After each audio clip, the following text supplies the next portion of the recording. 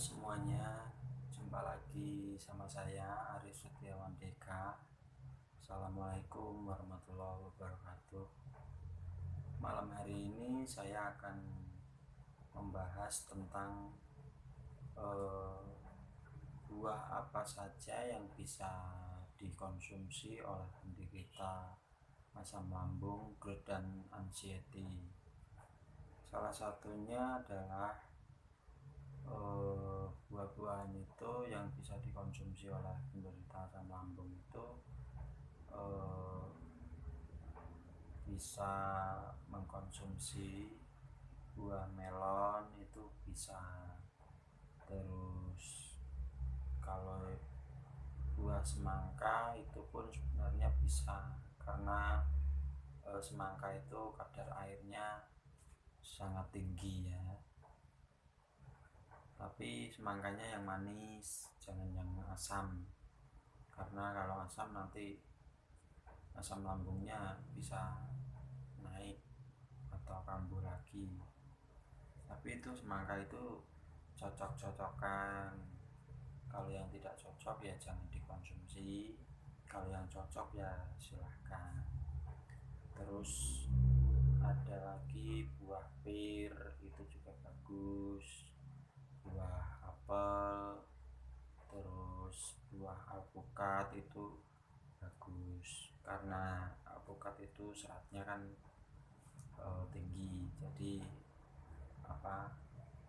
bisa meredakan asam lambung juga. Terus kalau saya itu biasanya ketika asam lambung itu saya sukanya makannya itu makan buah melon, karena menurut saya kalau buah melon itu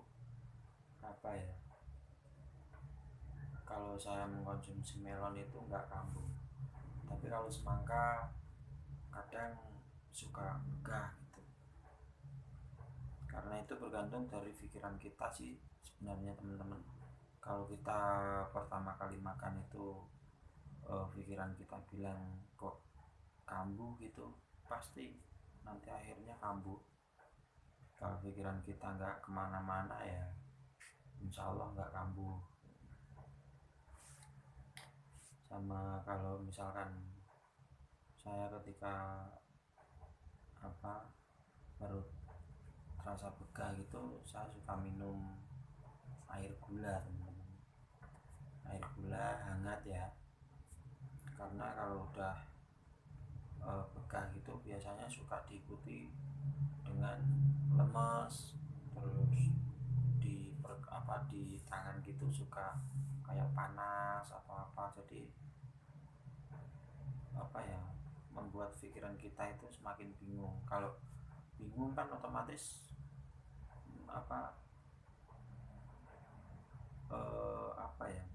kayak memikirkan sesuatu gitu loh, karena kalau memikirkan sesuatu hal itu bisa membuat tubuh kita menjadi down gitu ya, menjadi lemes lah intinya.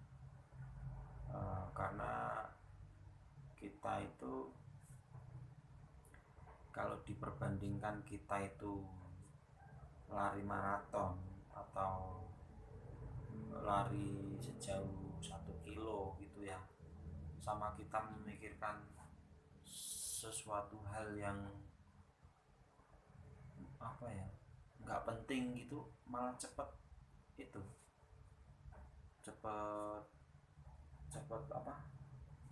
cepet lemesnya. Kalau memikirkan sesuatu itu membuat kita itu cepet lemes gitu, dibanding kita lari sejauh 1 kilo gitu.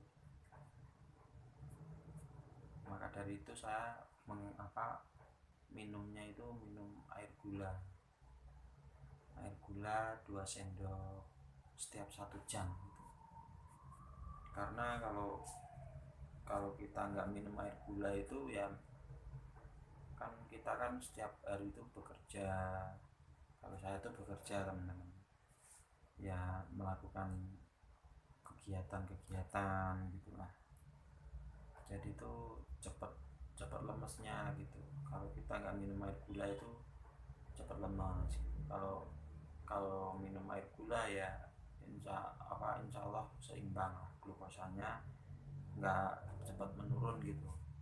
Karena setiap jam itu apa ya, kadar gula itu suka turun naik gitu teman-teman. Lebih baik gula pada tubuh kita itu tinggi daripada kita kekurangan kadar gula. Soalnya kalau gula kita itu di bawah 60 pasti wah nggak bisa bangun, lemes ya, bisa-bisa apa ya, kalau sampai 40 itu malah koma teman-teman.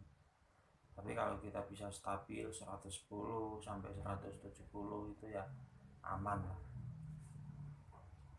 Makanya kalau orang-orang diabetes itu kalau misalkan gulanya kok tinggi itu jangan khawatir ya, kalau banyak pikiran malah cepet cepet stabilnya gitu ya. Kalau misalkan teman-teman mungkin ada yang menderita diabetes atau apa ya, makan aja buah bengkuang itu setiap hari ya, enggak setiap hari sih, setiap habis makan gitu makan satu itu rutin, nanti pasti gulanya turun di tubuh itu terasa enteng lah.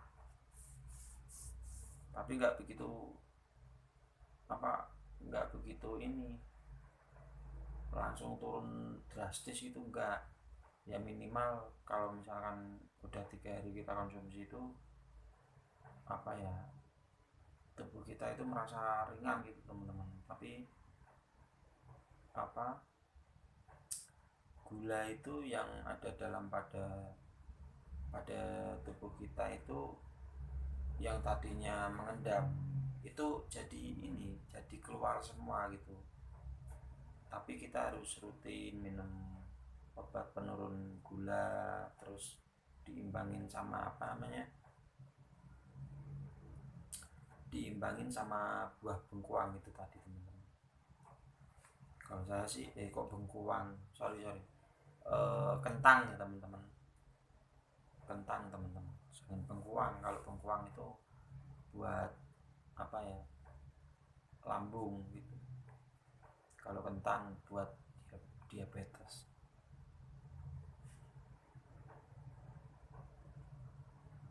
Kalau kentang itu kan kalau dikonsumsi itu yang diambil sebenarnya itu apa ya,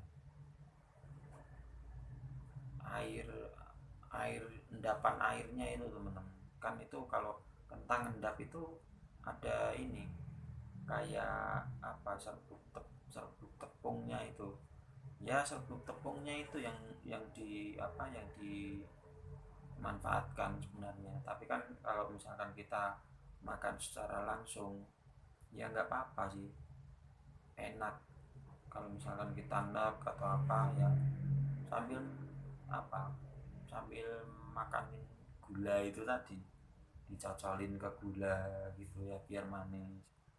Orang kentang itu enak kok teman-teman, rasanya kayak buah pir kalau saya makan itu. Kalau pir kan ada yang asam ada yang manis, nah kalau kentang itu hambar hambar hambar hambar, enak lah. Kalau nggak percaya, kalau yang punya sakit diabetes atau gulanya tinggi itu konsumsi aja kentang setiap hari.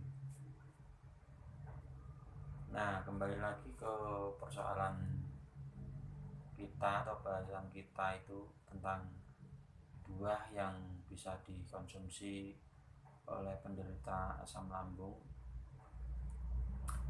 Ya sebenarnya kalau buah itu semuanya itu boleh dimakan, selagi kita nggak memantang itu sebenarnya bisa dimakan.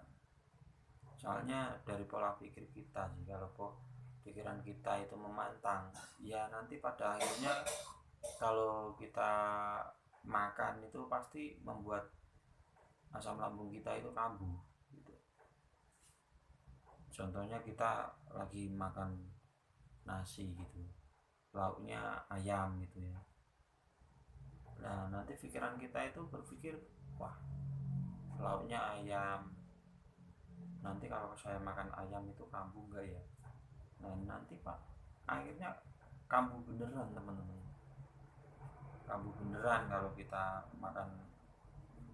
makan ayam kok berpikir ketika makan ayam nanti kambuh enggak gitu, pasti kambuh.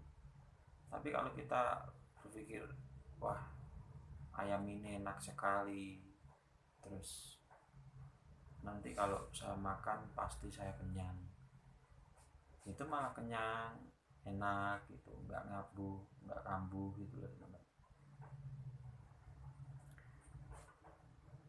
Semuanya itu dari pikiran kita teman-teman.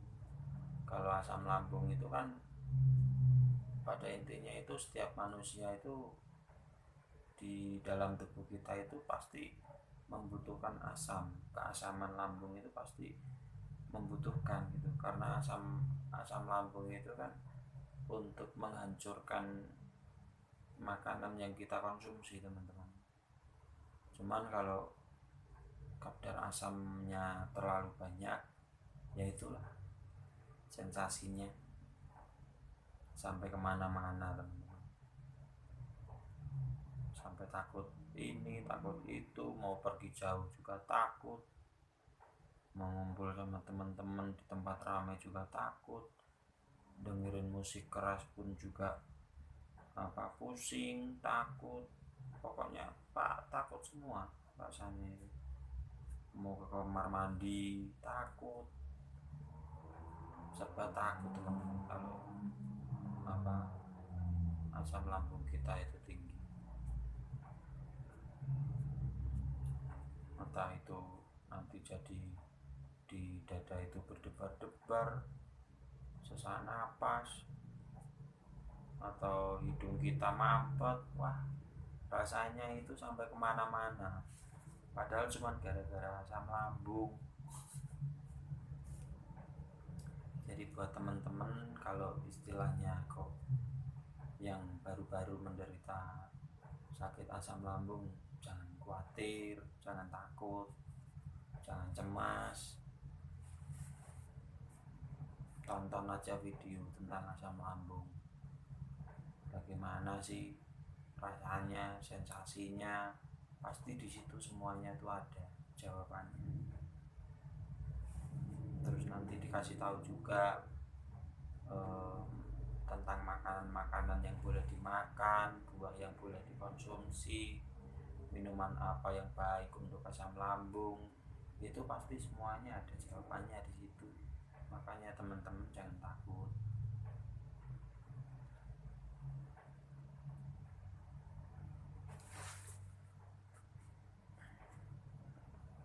Ya udah ya teman-teman, semangat terus, jangan pantang mundur. Assalamualaikum warahmatullahi wabarakatuh.